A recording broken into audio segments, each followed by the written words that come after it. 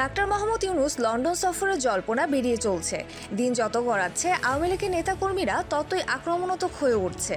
বাংলাদেশের পলাতক আওয়ামী লীগের নেতাকর্মীরা দীর্ঘ ৯ মাস মনের মধ্যে যে জেদ পুষে রেখেছে ডাক্তার ইউনূসের আগমনের খবর শুনে তা একে একে বহিঃপ্রকাশ করে চলছে, তাও আবার চরম ক্ষিপ্রতার সঙ্গে।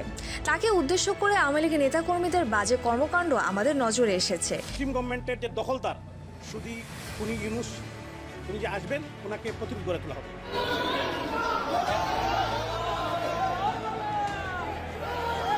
আমরা সেই সুদপুর ইউনূসকে লন্ডন থেকে আমরা প্রতিহত করব, কালো পতাকা দেখবো, জুতা মারবো, ডিম মারবো এবং তাকে আমরা প্রত্যাখ্যান করলাম।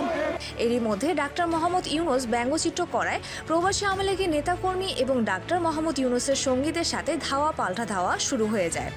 এরই মধ্যে মোহাম্মদ ইউনূসের প্রেস সচিব শফিকুল আলমকে উদ্দেশ্য করে গালাগালি এবং তাকে গণধোলাই দেওয়ার মতো ঘটনা ঘটেছিল, যে ভিডিও ছড়িয়ে আছে এখন সোশ্যাল মিডিয়ায়।